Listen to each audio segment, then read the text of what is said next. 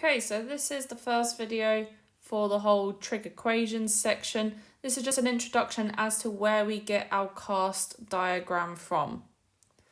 So to begin with, I'm just using a little introduction of something using our SOHCAHTOA knowledge from the past. So here I've got recall, find x degrees. So just as a little throwback, here's our SOHCAHTOA. Opposite the angle we're trying to find is our opposite. Across from our right angle, that's our hypotenuse. So we have our O and the H, so that means we're using the SOH one. So that means sine x equals the opposite over hypotenuse. So that's going to be the 5 over 10, which is just going to be 0.5. And so then to get the x on its own, remember we do that inverse thing. So we press the shift button as well as the sine button to get the inverse sign. And that just comes out as 30 degrees. Now, back when you were first learning about trig, that was fine. We were done with the question, you moved on, everything was okay.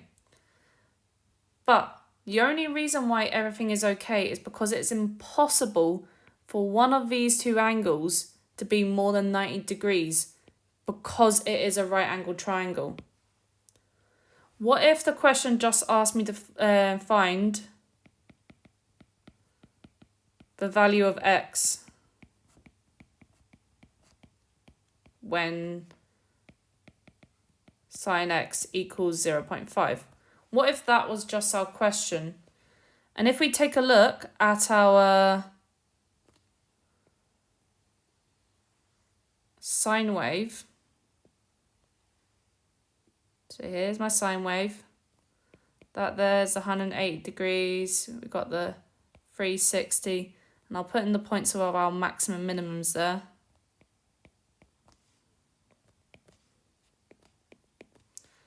That 0.5 part, roughly there, that's going to be where our 30 degrees is.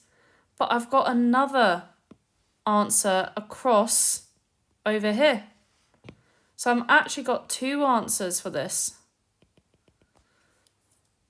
And if we kind of look at the general shape of the graph, the thing with these sine waves is that it is pretty symmetrical within each kind of like peak part of it.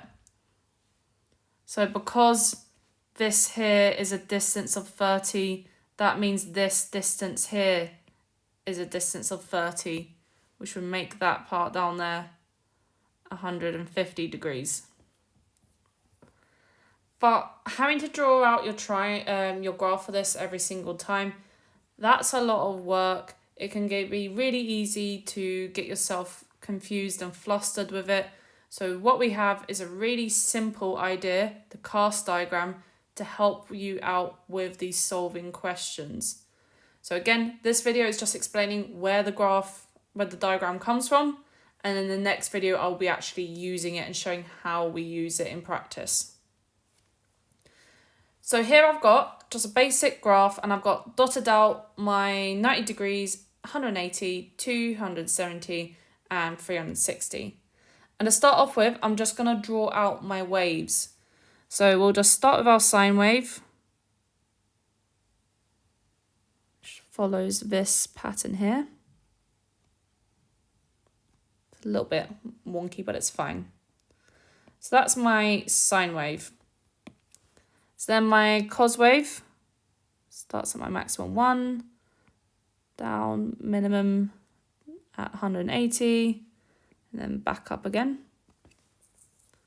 So that's my cos wave. And then let's quickly draw in our tan, our tangent. So it goes up, comes at negative infinity, then back off to infinity, then back again at that negative infinity. So that's our tan x. So looking at each of these little sections we have, in that first 0 to the 90 degrees, all of them are positive. every single one of our sine, cosine and tangent is positive between the 0 and the 90 degrees. And in the past, when you did SOHCAHTOA, you were only ever looking at an angle within that section, which is why that was always fine. Then in the next section, only our sine is positive. Then it is only the tan. And then it is only the cos. So from there, we can take this information and we can make it a little bit more streamlined for what we are going to use. Because again, drawing out waves every single time, absolute faff. So this is the first sort of introduction to our cast diagram. So we start at 0, 360, up there's the 90 degrees, here is the 180, and then the 270. So between the 0 and the 90 degrees, we have sine is positive, cos is positive, and tan is positive.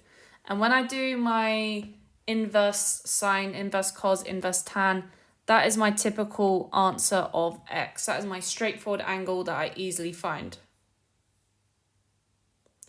And then in my next section here, so in between 90 and the 180, sine is positive there, but then cos is negative and tan is negative.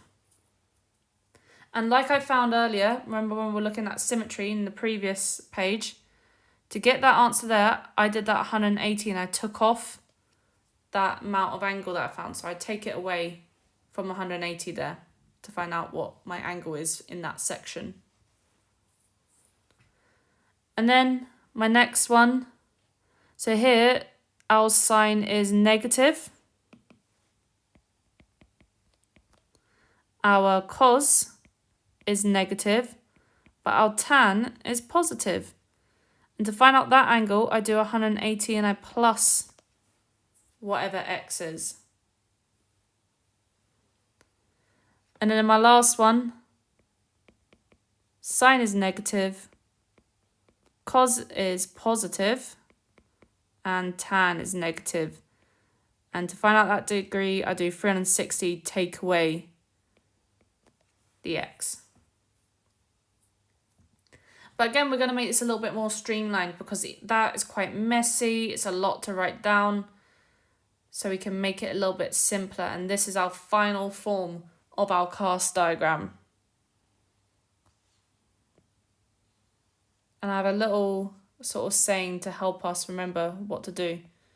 So I usually like to write the 0 degrees and the 360 degrees. We're not going to write the 90, we're not going to write the 270 because I don't use either of them. But I am going to write 180 degrees there because I do need to use that for finding out my angle. And then what I'm going to write out is all silly Tom cats. So the A for all means everything is positive in this section here. S for sine, so only sine is positive, everything else is negative. T for tan, so only tangent is positive here and everything else is negative. And C for cos, because only cos is positive in that section. So all silly Tom cats is how I was taught to remember it at school, and I quite like it. I think it's sweet. And then just making a note, that's our x, that's 180 take away x, 180 plus x, and then 360 take away x. So that is our cast diagram. So like I said, in the next video, I'm actually going to show how we use it, but that's just of explaining how we get there in the first place, where it's come from. So good luck with the upcoming bits of work. Let me know if you have any questions.